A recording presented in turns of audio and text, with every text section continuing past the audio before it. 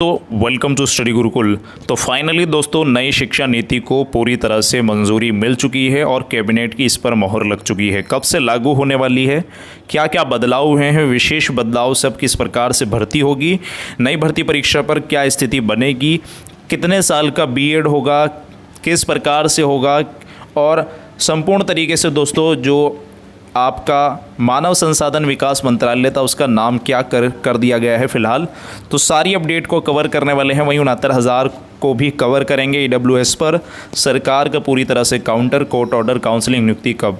तो वीडियो को like share करना मत भूलिएगा। चैनल को सब्सक्राइब करके बेल आइकन को प्रेस कर दीजिए ताकि आने वाली लेटेस्ट वीडियो की नोटिफिकेशन आपको सबसे पहले देखने को मिल सके। चलिए वीडियो शुरू करते हैं। सबसे पहले बात करते हैं दोस्तों, कैबिनेट ने आज महत्वपूर्ण फैसला लेते हुए दोस्तों केंद्रीय कैबिनेट की जो निर्णय लिए गए हैं नई शिक्षा नीति पर, सबसे पहला जो है मानव संसाधन जो विकास मंत्रालय है अब उसको शिक्षा मंत्रालय कहा जाएगा। यानी एक विशेष बदलाव देखने को मिला है, क्योंकि पहले इसका नाम मानव संसाधन विकास मंत्रालय था। अब दोस्तों शिक्षा मंत्रालय होने से कहीं ना कहीं अब शिक्षा को काफ़ी ज़्यादा महत्व दिया जाएगा इस मंत्रालय के माध्यम से, क्योंकि पहले शिक्षा इसी मंत्रालय के अधीन आती थी, लेकिन अब विशेष रूप से दोस्तों यहाँ करीब 30 साल बाद ये नई शिक्षा को पूरी तरह से मंजूरी मिली है। तो यहाँ व्यापक सुधार का रास्ता खुला है और उच्च शिक्षा के लिए एक ही नियामक संस्था होगी।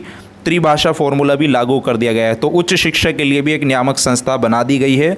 देखना होगा क्या नाम होगा उसका। वहीं अगर बात करें दोस्तों 4 ईयर इंटीग्रेटेड बीएड, 2 ईयर और 1 ईयर बीएड कोर्स चलेंगे। यानी इंटीग्रेटेड अगर आप करना चाहें 12th के बाद तो 4 साल का होगा, 2 साल का ग्रेजुएशन के बाद, और बीएड कोर्स जो है दोस्तों 1 साल का होगा पर स्नातक के बाद। वहीं अगर बात करें early childhood care of and education के अंतर्गत दोस्तों प्री प्राइमरी शिक्षा आंगनवाड़ी और स्कूलों के माध्यम से की जाएगी प्री प्राइमरी शिक्षा, ताकि दोस्तों किसी भी तरह से प्रदेश या देश के अंतर्गत शिक्षा की हालत को पूरी तरह से सुधारा जा सके। वहीं अगर बात करें दोस्तों टेट पूरी तरह से लागू होगा सेकेंडरी लेवल पर, अप टू सेकेंडरी लेवल तक। यानी अगर सेकेंडरी लेवल तक की एग्ज़ाम आप सभी को शिक्षक बनना है तो पूरी तरह से टेट लागू होगा। हालांकि दोस्तों यूपी के अंतर्गत अलग होगा कि टेट और सीटेट के मार्क्स भी 1/4 जुड़ेंगे जो नया आयोग है उसके माध्यम से। तो आप समझ सकते हैं ये पूरे देश के अंतर्गत लागू है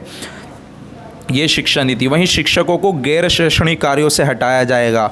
यानी जो गैर शैक्षणिक कार्य है उनसे हटा दिया जाएगा, सिर्फ चुनाव ड्यूटी लगेगी। पहले क्या होता था दोस्तों कि जनगणना संबंधी डाटा भी ये शिक्षक इकट्ठा करते थे, और अन्य जो सरकारी जो डाटा होता था या फिर किसी तरह की दोस्तों सरकार की तरफ से अभियान चलाए जाते थे उसमें शिक्षक जो हैं पूरी तरह से बढ़ चढ़कर हिस्सा लेते थे।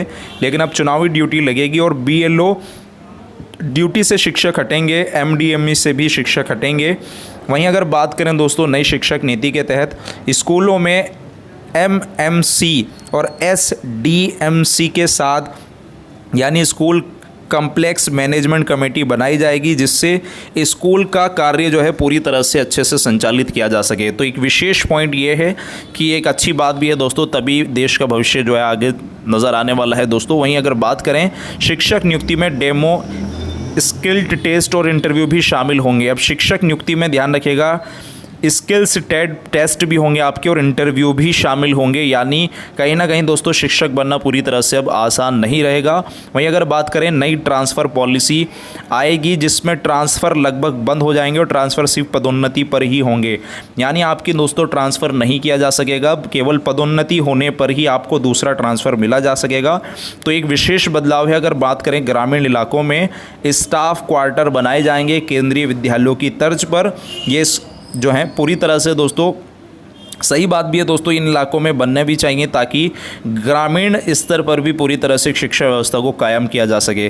वहीं अगर बात करें RTE को कक्षा 12 तथा 18 वर्ष की आयु तक लागू किया जाएगा। यानी राइट टू जो एजुकेशन दोस्तों आप समझ सकते हैं, आप सभी का अधिकार है शिक्षा का अधिकार, उसको 12 तक या 18 वर्ष, पहले 14 साल तक था और 8वीं क्लास तक था। तो आप समझ सकते हैं ऐसे में दोस्तों जो देश के गरीब लोग हैं उनको कहीं ना कहीं राहत मिलती हुई नज़र आने वाली है। अगर बात करें मिड डे मील के साथ हेल्दी ब्रेकफास्ट भी स्कूल में दिया जाएगा। तो अभी पहले क्या होता था कि लंच दिया जाता था, लेकिन अब विशेष रूप से इनको पूरी तरह से आपका ब्रेकफास्ट भी दिया जाएगा। वही फॉरेन लैंग्वेज कोर्स भी स्कूलों में शुरू होंगे। तो ऐसे में आप समझ सकते हैं कितनी ज़्यादा इस स्कूल में शिक्षा व्यवस्था सुधरती हुई आप सभी को देखने को मिलने वाली है। विज्ञान और गणित को बढ़ावा दिया जाएगा। हर सीनियर सेकेंडरी स्कूल में साइंस और मैथ के जो सब्जेक्ट्स हैं उनको बिल्कुल पूरी तरह से दोस्तों अनिवार्य होंगे। यानी जो साइंस और दोस्तों समझ सकते हैं आप मैथ्स को काफ़ी ज़्यादा इसमें बढ़ावा मिलेगा और स्थानीय भाषा भी शिक्षा का माध्यम होगी। NCERT पूरे देश में नोडल एजेंसी होगी। तो NCERT को नोडल एजेंसी बनाने का मतलब ही यही है कि शिक्षा व्यवस्था को पूरी तरह से दुरुस्त किया जाएगा। वहीं अगर बात करें स्कूल में राजनीति व सरकार का हस्तक्षेप लगभग समाप्त हो जाएगा। यानी इसमें क्या होगा दोस्तों, जो बड़े बड़े एक तरह से कह सकते हैं शिक्षा में घोटाले या फिर दोस्तों दबंगई चलती थी, उसका कहीं ना कहीं दोस्तों झोल ख़त्म होने वाला है। नई शिक्षा नीति के तहत क्रेडिट बेस्ड सिस्टम होगा जिसमें कॉलेज बदलना आसान और सरल होगा। बीच में कोई भी कॉलेज बदला जा सकता है, आप समझ सकते हैं। यानी नई शिक्षा नीति में सिर्फ बीएड इंटर के बाद 4 वर्षीय, स्नातक के बाद 2 वर्षीय, परिस्नातक के बाद 1 वर्ष का बीएड कोर्स होने वाला है। एक विशेष बात है, इस पूरे ड्राफ्ट की आपको दोस्तों PDF मैं अपने टेलीग्राम ग्रुप पर शेयर कर रहा हूं। ऐसे में नई भर्ती परीक्षा में भी आप सभी को देखने को मिलेगा कि आपके इंटरव्यू भी रखे जाएंगे। तो ऐसे में स्थिति आप समझ सकते हैं सामान्य नहीं रहेगी और टफ हो जाएगा एग्ज़ाम। और क्योंकि आगे चल के जो परिस्नातक किए हुए हैं 1 साल का बीएड होगा तो उनके लिए आसान हो जाएगा बीएड करना भी। तो ऐसे में कंपटीशन और ज़्यादा बढ़ेगा। कंपटीशन बढ़ने से दोस्तों शिक्षा व्यवस्था में कहीं ना कहीं दोस्तों योग्यता के साथ आई है नई शिक्षा नीति। तो योग्यता के साथ आप समझ सकते हैं अब जो है 69,000 में भी कहीं ना कहीं योग्यता का झोल है। आपको पता है योग्यता को लेकर सरकार लगातार प्रयासरत है। तो ऐसे में 69,000 भर्ती पर सरकार ने EWS पर भी काउंटर पूरी तरह से दे दिया है और अपना काउंटर दाखिल कर दिया है। वहीं अगर बात करें दोस्तों अब 69,000 में कोर्ट ऑर्डर की, अब कोर्ट ऑर्डर देखना होगा कि किसके पक्ष में आने वाला है, क्योंकि कोर्ट ऑर्डर को लेकर स्थिति यही है कि रिटन सबमिशन सबके दाखिल हो चुके हैं और अभी फ़िलहाल दोस्तों आप समझ सकते हैं 37,339 पद और 22,000 पद और अन्य जो 51,112 पद जो खाली हैं उनको लेकर नई शिक्षा नीति के तहत ये भर्तियां होंगी आगे चलकर। और 69,000 में आप सभी को देखने को मिलेगा कि योग्यता के साथ कहीं ना कहीं कोर्ट खड़ा होता हुआ नज़र आएगा अगर इस संपूर्ण शिक्षा नीति को पूरी तरह से लागू किया जाता है। और 37,339 पद शिक्षा मित्रों के लिए क्या ऐड होंगे या नहीं, ये स्थिति कोर्ट ऑर्डर आने के बाद ही स्पष्ट होती हुई आप सभी को नज़र आने वाली है।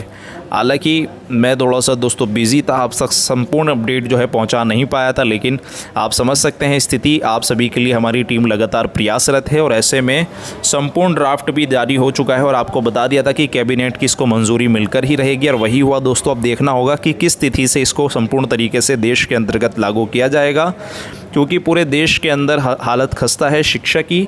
तो ऐसे में दोस्तों ये ड्राफ्ट कहीं ना कहीं कारगर साबित होने वाला है, लेकिन काफ़ी ज़्यादा छात्र जो है इसको लेकर असंतोष में है कि आखिर नई शिक्षा नीति के तहत शिक्षक बनना कितना ज़्यादा कठिन होने वाला है। इसको लेकर भी दोस्तों कहीं ना कहीं दोस्तों क्वेश्चन मार्क की स्थिति बनी हुई है उन छात्रों के माइंड में कि आखिर कैसे होगा। क्योंकि दोस्तों यहाँ यूपी में नया शिक्षा चयन आयोग जब बनेगा तो 1/4 दोस्तों यानी 25% अंक जो है यूपी टेट और या फिर सीटेट के आपके ऐड होंगे, तब आपको शिक्षक बनाया जाएगा और इंटरव्यू प्लस भी दोस्तों किया जाएगा। तो ऐसे में और आने वाले समय में बीएड धारियों की संख्या जो है आप सभी को तेज़ी से बढ़ती हुई नज़र आने वाली है। तो कंपटीशन भी बहुत ज़्यादा टफ होने वाला है। ऐसे में आप सभी को प्रिपरेशन के लिए अलर्ट रहना चाहिए और संपूर्ण तरीके से अपनी प्रिपरेशन को जारी रखना चाहिए। और 69,000 में दोस्तों देखना होगा कि आखिर कोर्ट ऑर्डर कब तक आता है। 69,000 का जैसे ही दोस्तों फाइनली आएगा, लेकिन सरकार को MRC पर काउंटर भी पूरी तरह से देना चाहिए कोर्ट ऑर्डर से पहले ही, ताकि आगे चलकर इस संपूर्ण भर्ती प्रक्रिया पर किसी तरह का कोई संशय ना बने। हालाँकि 6 अगस्त को दोस्तों महत्वपूर्ण सुनवाई है उत्तर कुंजी मामले और अन्य मामलों को लेकर। तो ऐसे में 6 अगस्त जो है एक तरह से महत्वपूर्ण दिन होने वाला है 69,000 शिक्षक भर्ती छात्रों के लिए। लेकिन जिस दिन ऑर्डर आएगा वो विशेष दिन भी 69,000 में कहीं ना कहीं दोस्तों राहत भरा वाला रहने वाला है। तो देखना होगा, स्पष्ट संपूर्ण अपडेट जो है आप सभी के साथ साझा की जाएगी। वीडियो को लाइक शेयर करना मत भूलिएगा, चैनल को सब्सक्राइब करके बेल आइकन को प्रेस कर दीजिएगा ताकि आने वाले लेटेस्ट वीडियो की नोटिफिकेशन आप सभी को सबसे पहले देखने को मिल सके। वहीं दोस्तों काउंसलिंग डॉक्यूमेंट्स हर एक डिस्ट्रिक्ट से वापस हो गए रहे हैं। ऐसे में दोस्तों जिन डिस्ट्रिक्ट के नाम आप सभी को बता दिए गए हैं वो आपको बता दिया गया है हमारी टीम के माध्यम से। लेकिन फिर भी दोस्तों आप कमेंट करके अपना डिस्ट्रिक्ट ज़रूर पूछेगा। अगर उनके आए होंगे दोस्तों डॉक्यूमेंट्स तो आप सभी के साथ साझा कर दिया जाएगा स्टडी गुरुकुल टीम की तरफ से। तो मिलते हैं नेक्स्ट अपडेट के साथ। Thanks for watching video, take care, bye bye, God bless you all guys. जय हिंद, जय भारत।